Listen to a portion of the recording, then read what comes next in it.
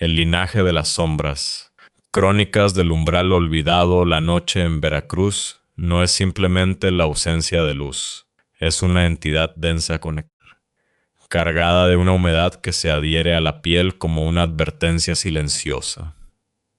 En un rincón apartado de este estado mexicano, donde la civilización parece ceder terreno ante la fuerza de la naturaleza indomable, se alzaba una propiedad que desafiaba las leyes de la lógica y el espacio.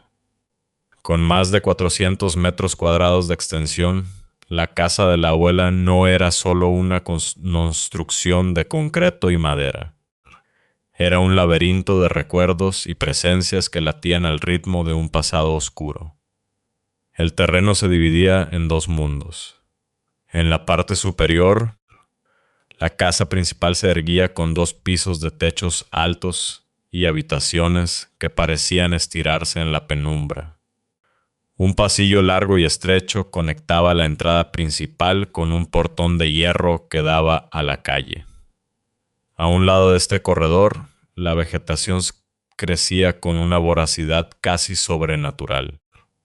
La abuela, una mujer de manos fuertes y mirada profunda, amaba sus plantas, pero al caer el sol, aquellos árboles y arbustos se transformaban en siluetas retorcidas.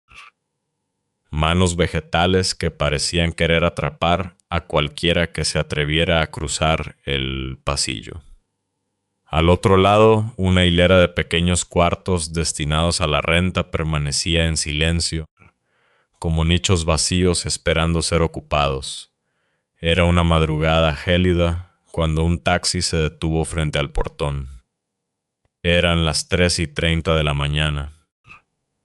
La hora en que el velo entre los vivos y los muertos se vuelve tan delgado que casi puede rasgarse con un suspiro. Del vehículo descendieron 2 mujeres, una madre y su hija, Elena. Habían viajado desde el bullicio de la Ciudad de México impulsadas por la preocupación. A la abuela la habían operado de un ojo y, en un gesto de amor y sigilo, decidieron llegar sin previo aviso para no interrumpir su descanso. El silencio de la calle era absoluto, roto solo por el lejano canto de los grillos. Elena sacó su teléfono y marcó el número de la casa. Tras varios tonos, la voz pausada de la abuela respondió. «Esperen unos minutos, mis niñas. Ya bajo a abrirles», dijo, con esa cadencia que solo tienen las personas que han visto pasar muchas décadas. Desde el exterior, a través de las rejas del portón, madre e hija observaron cómo se encendía una luz tenue en el patio. Al fondo, la estructura de la casa se iluminó débilmente, revelando la sala y, más atrás, la cocina. Entonces la vieron. Una figura femenina, vestida con una bata blanca impecable, se asomó desde la cocina hacia la sala. Sus movimientos eran fluidos, casi etéreos. La luz amarillenta resaltaba la blancura de su ropa, una prenda idéntica a las que solían usar las tías en las reuniones familiares. «Mira a tu tía Marta», susurró la madre de Elena, frunciendo el ceño. «Qué desconsiderada. Sabe que tu abuela está mal del ojo y la deja bajar sola por ese pasillo tan largo en lugar de venir ella a abrirnos». Elena asintió, sintiendo una punzada de molestia. La figura en la cocina se retiró lentamente, perdiéndose en las sombras del interior. Segundos después, la silueta de la abuela apareció en el pasillo. Caminaba con lentitud, un paso tras otro, con un parche blanco cubriendo su ojo operado. Sus sandalias golpeaban rítmicamente el suelo de piedra. Cuando finalmente llegó al portón y las llaves giraron en la cerradura, la madre de Elena no pudo contenerse. «Mamá, ¿por qué bajaste tú? ¿Por qué no le pediste a Marta que nos abriera?» La vimos allí en la cocina hace un momento. La abuela se detuvo en seco. El aire pareció enfriarse varios grados de golpe. Con su único ojo visible, miró a su hija y a su nieta con una seriedad que les heló la sangre. ¿De qué tonterías hablan?, preguntó con voz firme. Estoy sola en la casa. Marta no está aquí, ni nadie más. Un escalofrío recorrió la columna de Elena. Ella sabía lo que había visto. No había sido una sombra confusa ni un juego de luces. Era una mujer de carne y hueso, o al menos eso parecía. Sin embargo, en esa familia el miedo siempre caminaba de la mano con la curiosidad. Las mujeres de ese linaje poseían una mente abierta, una herencia de percepciones que otros llamarían locura, pero que ellas aceptaban como parte del orden natural. Entraron a la casa, pero la atmósfera era distinta. El olor a gardenias y tierra mojada del patio fue sustituido por un aroma metálico y antiguo dentro de las paredes de concreto. Elena se negaba a separarse de su madre. Sabía que en esa casa las paredes tenían memoria. Decidieron dormir las tres juntas en la habitación de la abuela, una estancia amplia donde el aire se sentía pesado, como si estuviera saturado de estática. Se acomodaron en la gran cama matrimonial. La luz se apagó, dejando que solo la claridad de la luna se filtrara por la ventana que daba al terreno baldío colindante. El silencio era tan profundo que Elena podía escuchar los latidos de su propio corazón. Justo cuando el sueño empezaba a reclamarlas, un sonido chirriante las devolvió a la realidad. Shh, clac, shh, clac. Era el sonido inconfundible de una pala hundiéndose en la tierra y luego siendo sacudida. El ruido provenía exactamente de afuera de la ventana, justo detrás de donde sus cabezas descansaban sobre las almohadas. Elena sintió que el vello de sus brazos se erizaba. Alguien o algo estaba excavando en el terreno abandonado en plena madrugada. ¿Escuchaste eso, mamá?, susurró la madre de Elena en la oscuridad. No he escuchado nada, mintió Elena, cubriéndose hasta la nariz con las sábanas. Por favor, durmamos ya. No quiero saber qué es. Pero la curiosidad de la madre era más fuerte que el temor. Al notar que la abuela no respondía a pesar del ruido tan evidente, la madre de Elena estiró la mano y retiró la sábana que cubría la figura que yacía al otro lado de la cama. Un grito desgarrador rompió el silencio de la noche. Elena saltó de la cama, encendiendo la lámpara de la mesita de noche con manos temblorosas. Bajo la luz amarillenta, su madre retrocedía contra la pared, señalando la cama con el rostro desencajado por el horror. La persona que dormía con ellas no era la abuela. No era una anciana con un parche en el ojo. Era una mujer joven, de piel pálida y cabello oscuro, cuyos rasgos eran una versión más joven de las mujeres presentes. Era la tía que había fallecido trágicamente 14 años atrás, la hija que la abuela nunca había dejado de llorar. La aparición no se movió. Permaneció allí, como una estatua de cera, antes de desvanecerse en el aire como el humo de una vela recién apagada. No estaba la abuela. Era ella, gritaba la madre, hiperventilando. Salieron corriendo de la habitación hacia el pasillo. La casa parecía haber cobrado vida propia. La madre, poseída por un frenesí de necesidad de respuestas, tomó una linterna de un armario. Tenemos que ver quién está haciendo ese ruido afuera, sentenció con una mirada perdida que asustó a Elena más que el fantasma. Subieron por unas escaleras exteriores que llevaban a una terraza desde donde se dominaba el terreno baldío. La luz de la linterna cortó la oscuridad, barriendo la tierra seca y la maleza del lote vecino. No había nadie, No había palas, ni agujeros, ni rastro de presencia humana. Solo el viento silbando entre los escombros. Al bajar de nuevo al pasillo, con los nervios a flor de piel, una figura emergió súbitamente de las sombras, interceptándolas bajo el haz de luz de la linterna. ¿Se puede saber qué están haciendo jugando a las investigadoras sin mí? La voz de la abuela, con su tono juvenil y algo burlón, las hizo saltar. Estaba allí, con su bata de dormir y su parche en el ojo, regañándolas por estar despiertas a esas horas. La madre de Elena, aún temblando, intentó explicarle que alguien más estaba en su cama, que había visto a su hermana muerta ocupando su lugar. La abuela, en lugar de asustarse, suavizó su expresión. Sus ojos se humedecieron tras el cristal de sus gafas. Entonces ella está aquí conmigo, susurró la anciana con una sonrisa triste. Está cuidándome ahora que no puedo ver bien. Elena comprendió en ese momento que la casa no estaba embrujada en el sentido tradicional. Era un santuario donde el tiempo no fluía de manera lineal. El linaje de las mujeres de su familia estaba marcado por una sensibilidad que trascendía la muerte. Años más tarde, Elena descubriría que esa brujería que los vecinos murmuraban no era más que una conexión profunda con otras dimensiones.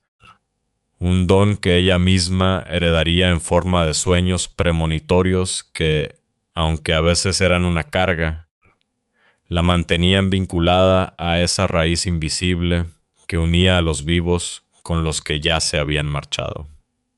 Mientras Elena procesaba su herencia en el calor húmedo de Veracruz, a cientos de kilómetros de distancia, en el corazón de una metrópoli gris y confinada por la pandemia, un joven llamado Mateo libraba su propia batalla contra las sombras. El edificio donde vivía Mateo era un gigante de concreto que suspiraba con el peso de los años. Los pasillos olían a encierro y a productos de limpieza baratos, y el eco de los televisores ajenos era la única compañía en sus días de soledad. Su madre, enfermera de profesión, pasaba semanas enteras en el hospital, dejando a Mateo solo en un apartamento que se sentía cada vez más pequeño. La depresión se había instalado en su pecho como un bloque de plomo. Sus estudios universitarios se habían convertido en una secuencia interminable de pantallas frías y voces digitales. En más de una ocasión, Mateo se había quedado mirando el vacío desde su ventana, preguntándose si el mundo extrañaría su presencia si decidiera simplemente dejar de estar. Buscando una vía de escape, Mateo descubrió la azotea. Estaba descuidada, llena de tuberías oxidadas y excremento de palomas, pero tenía una vista infinita del cielo. Poco a poco comenzó a limpiarla. Subió un viejo sofá que alguien había desechado, una mesita y algunas plantas que milagrosamente sobrevivieron bajo su cuidado. La azotea se convirtió en su refugio, el único lugar donde el aire no se sentía viciado. Una tarde, Mateo subió con un tazón de palomitas recién hechas. Dejó el recipiente en la mesa y bajó un momento al apartamento para recoger un par de refrescos. Cuando regresó, se quedó paralizado. Sentado en su sofá con una naturalidad pasmosa, había un chico. Parecía tener su misma edad, vestía una sudadera algo holgada y estaba comiendo sus palomitas con tranquilidad. «Oye, ¿qué haces aquí?», preguntó Mateo, más confundido que asustado. «Ese es mi sofá y mis palomitas». El chico ni siquiera se inmutó. Tomó un puñado de maíz y lo masticó lentamente antes de mirar a Mateo con unos ojos oscuros y profundos. «Tus palomitas no tienen sal», dijo el extraño con voz suave. Me gustan así, respondió Mateo, acercándose con cautela. No deberías entrar así como así a un espacio que alguien más está cuidando. El chico se limitó a sonreír y siguió comiendo. No era una sonrisa burlona, sino más bien una de complicidad silenciosa. A partir de ese día, los encuentros se volvieron rutinarios. El extraño nunca decía su nombre, pero siempre aparecía en las tardes de sol naranja. Hablaban de música, de la soledad del confinamiento y de los miedos que acechaban en la oscuridad de la noche. Mateo comenzó a sentir una conexión que nunca había experimentado con nadie. Había algo en ese chico, una especie de melancolía luminosa que lo hacía sentir comprendido. Un atardecer, Mateo se sentó en el borde mismo de la azotea. Sus piernas colgaban hacia el vacío y el vértigo empezaba a seducirlo con su promesa de silencio absoluto. No tenía una intención clara, pero el peso en su pecho ese día era insoportable. De repente escuchó unos pasos frenéticos detrás de él. El chico de la sudadera llegó corriendo, con el rostro bañado en lágrimas y una angustia que parecía desgarrarle el alma. «¡No lo hagas!», gritó el joven, tomándolo del brazo con una fuerza sorprendente. «Por favor, Mateo, te arrepentirás. No hay vuelta atrás después de esto». Mateo, sorprendido por la intensidad de la reacción, se levantó de inmediato y trató de calmarlo. Tranquilo, no iba a saltar. Solo estaba pensando. El chico lo abrazó con una desesperación que se sentía física, real. Pasaron el resto de la tarde hablando. El extraño lo animó a no rendirse, a presentar sus exámenes finales, a ver más allá del muro gris de la pandemia. Antes de despedirse esa noche, le prestó su sudadera a Mateo. «Para que te des suerte en tu examen», dijo. Mateo presentó la prueba con una confianza renovada. Al terminar, corrió a la azotea para compartir su éxito, pero el chico no estaba. Pasaron los días y el sofá permanecía vacío. Mateo, movido por un impulso y recordando que el chico le había mencionado una vez un número de apartamento en un piso inferior, decidió buscarlo para devolverle la prenda. Al llegar a la puerta indicada, una mujer joven le abrió. Tenía los ojos rojos y el rostro marcado por un cansancio crónico. Mateo le preguntó por el chico, describiéndolo con detalle. La mujer palideció. «¿De dónde sacaste esa sudadera?», preguntó ella, con la voz quebrada. «Me la prestó su hermano en la azotea», respondió Mateo. «Hemos estado pasando tiempo allí arriba este último mes». La mujer rompió a llorar y cayó de rodillas. «Eso es imposible», sollozó. «Mi hermano murió hace un año. Se quitó la vida lanzándose desde una azotea». El mundo de Mateo se detuvo. El frío que sintió en ese momento no era de este mundo. La mujer le explicó que después de la tragedia se habían mudado, pero que antes vivían en ese mismo edificio. Mateo, en estado de shock, subió a la azotea una última vez. Allí estaba él, pero esta vez no parecía un chico común. Su piel emitía un brillo tenue, como si estuviera hecho de luz de luna, y su sonrisa era de una paz absoluta. «¿Por qué?», susurró Mateo con lágrimas en los ojos. «Porque yo cometí el error», respondió el espíritu, «y no podía permitir que alguien con tanto quedar como tú hiciera lo mismo. Ahora que lo entiendes, puedo descansar». El chico se desvaneció, dejando solo el aroma a palomitas y el tacto suave de la sudadera en las manos de Mateo. Desde ese día, Mateo nunca volvió a sentirse solo. Entendió que algunos ángeles no tienen alas, a veces solo tienen sudaderas viejas, y el deseo de evitar que otros se pierdan en la oscuridad que a ellos los consumió.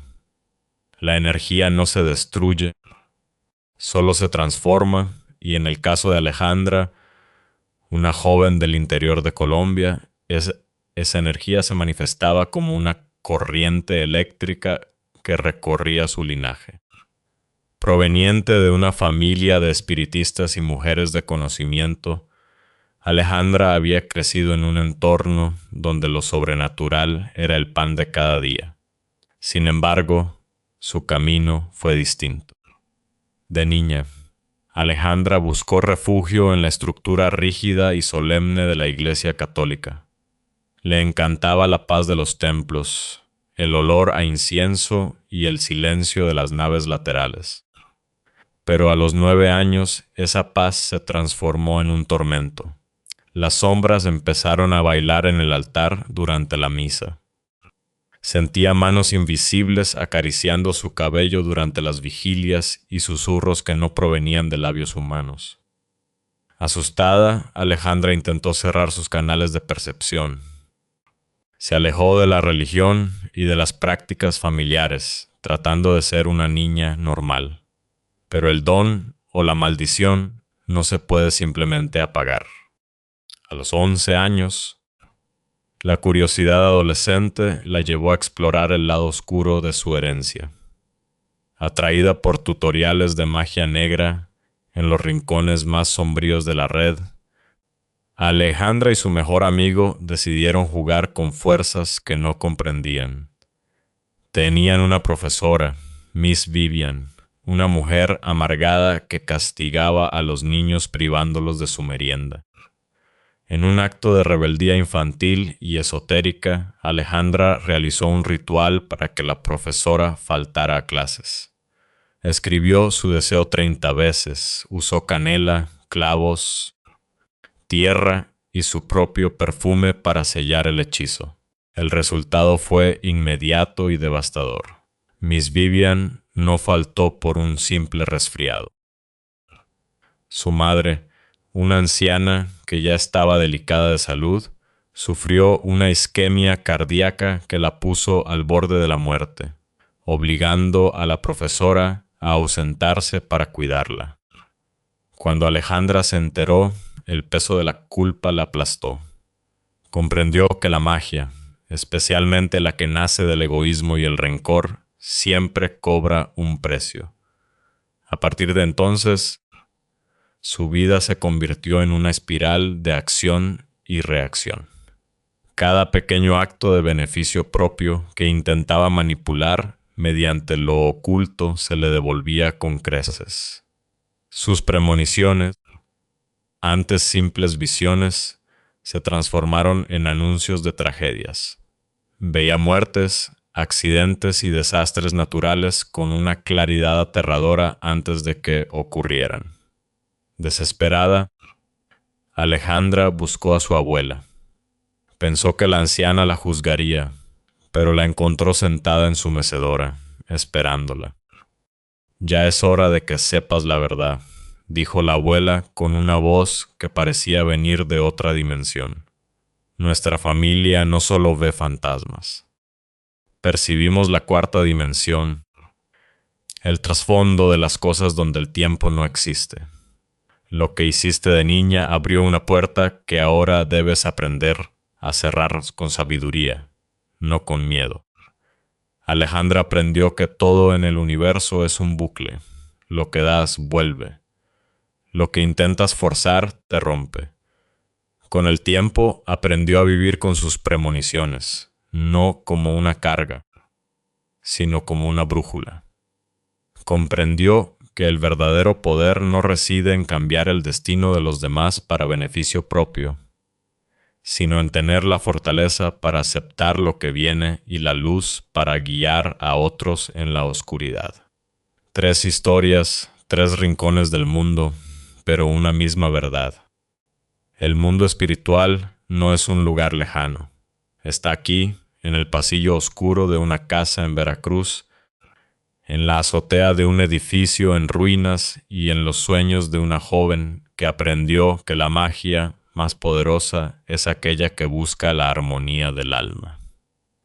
Las sombras siempre estarán allí, pero es nuestra luz la que decide qué forma tomarán.